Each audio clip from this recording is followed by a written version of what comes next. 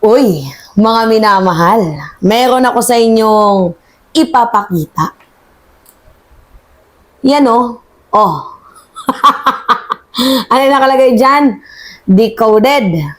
YouTubers posting lies. Posting lies on propaganda on Duterte ICC issue can earn up to 20,000 daily. Ganyan po mga minamahal kalakas ang mga nagsisinungaling na mga vloggers ni former President Rodrigo Roa Duterte. Bukod sa meron na nga silang sweldo sa YouTube, may sweldo pa sa politiko. Wala akong pinangalanan kung sino, pero grabe no, ang sarap ng buhay nila. Samantalang mga minamahal, ako ginagawa ko lang yung gampanin ko sa ating bayan bilang isang Gen Z. Totoo, may kita sa YouTube, pero hindi ganun kalaki. Kaya sa mga gustong mag-try, alam niya na mga YouTubers na yan eh. Alam nila yan. Ako nag-YouTube ako. Sa totoo lang, mababa na yung 15,000 kada buwan. Yan yung totoo. Mababa lang yung sweldo sa YouTube. Pero, bakit lagi ako nag-upload? Kasi gusto ko pong mamulat yung mga kapwa ko kabataan sa katotohanan. Hindi po tayo fake news. Tingnan nyo, ang sarap ng buhay nila. Oh. Kasi umaabot ng milyon yung kanilang mga views. Eh tayo, magkano lang yung views natin? 15,000, pinakamataas na nga yung 100K. Magkano lang yung sinusweldo mga minamahal? Meron kang 100,000 views, meron ka lang 500 pesos. Diba? Samantalang pag meron kang 1 million views, i-compute mo yan, mga minamahal. Tapos sunod-sunod pa yung mga upload nila. Talagang kaya nga naman kumita ng 20,000 pag naka-live. Eh ako, posting lang yung ginagawa ko eh. Kasi minsan, tino-turn off ko nga yung monetization ko eh. Sa totoo lang, yung iba kong mga contents, naka-turn off yung monetization kasi hindi ko naman pinagkakakitaan yung content ko. Gusto ko lang talagang magkaroon ng, kumbaga, eye-opener sa mga katulad kong kabataan na dapat sana ma-involve sa usaping politika para nang hindi nagiging mangmang pagdating sa botohan at pagdating ng panahon. Alright. Sabi dito sa balita, mga minamahal, ito pala yung mga vloggers. Pakita ko sa inyo Yan yung mga vloggers, yan yung mga vloggers. Ang pangalan, nangunguna dito, Anything Viral. Si Bagong Pilipinas, Don Mar TV, Batas Natin, Boljak TV, Noy PH TV, Robin Sweet Showbiz, Boses ng Masa, Hil Bautista, General's Viewpoint, Reaction TV, Bias Random News, Bisdak Pilipinas, Pinas Trending, Marley PH, Showbiz Chikadoro, Darna Vlogs, Truth and Lies. Nakukompute nila mga minamahal. Si Maharlika kumikita ng 50,000 isang content lang. Isang araw. Ganon sila kalakas. Sarap naman ng buhay ng mga fake news peddler.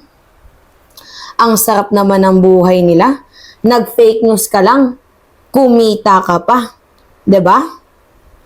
Nag-fake news ka na, kumita ka pa, may sweldo ka pa sa politiko. Ang galing, ang angas. So ngayon mga minamahal, basahin natin. Sabi dito, yan sa balita mga minamahal. The Nerve estimates that YouTube channel posting pro-Duterte disinformation and attacks can potentially earn large sum of money from monetizing videos.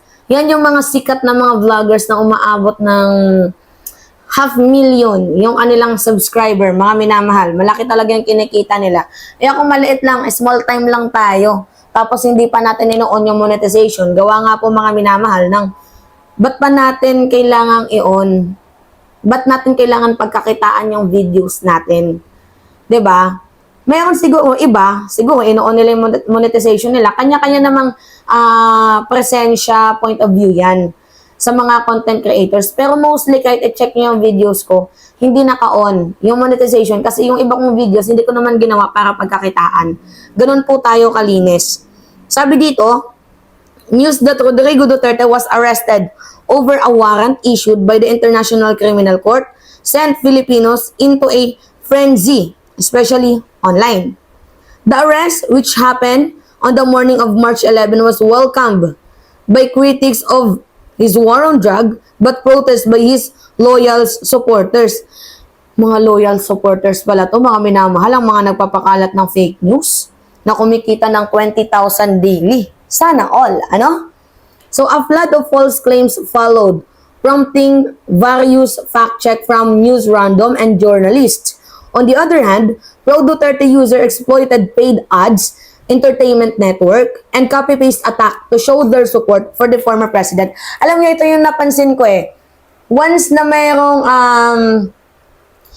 parang pyramiding scheme, alam niyo yun, mga minamahal? Pyramiding scheme. Yeah. Yung pyramiding scheme na yon, utos ng isa, ipipick up ng dalawa, tapos gagawa ng content ng mga small-time vloggers. From big to mga level, mga nasa mid lang, tapos sa mga maliliit. Yung mga maliliit talaga yung mga nagpapakalat dyan, na nagsisimula dito sa taas. Pyramiding scheme. Parang ganyan sa tingin ko ang nangyayari. Okay.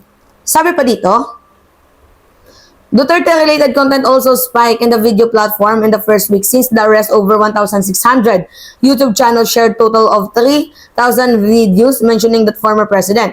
This comes as no surprise with 57.7 million users in the country. YouTube remains popular online platform in the Philippines. So, sa totoo lang mga minamahal, yung YouTube kasi, okay, popular naman siya sa bansang Pilipinas, pero iba pa din yung Facebook. Sa Facebook, doon sila bumabanat. Sa YouTube, may nanonood naman, pero sa mga katulad natin, konti lang. Masaya na nga ako kapag madaming nanonood. Alam niyo ba kung bakit? Kasi napapalawak natin yung mensahe. 'Di ba? So, dahil napapalawak natin yung mensahe ng tawag dito, ng ibino-broadcast natin, masaya ako kasi naririnig.